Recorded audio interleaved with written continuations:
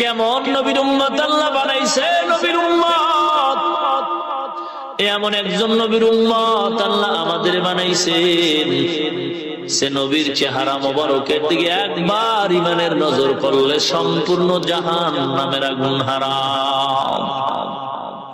কেমন নবীর উম্মত আল্লাহ বানাইছেন, রাহমাতুল লিল আলামিন। রাস্তা দিয়া যখন চলতেন মেঘের খন্ড পয়গম্বরের মাথা মোবারকের উপরে ছায়া দান করত। এমন একজন নবীর উম্মত আল্লাহ বানাইছেন যে আল্লাহ পাক রব্বুল আলামিন নবীর জন্য তো পাগল পাড়া হয়ে গেছেন।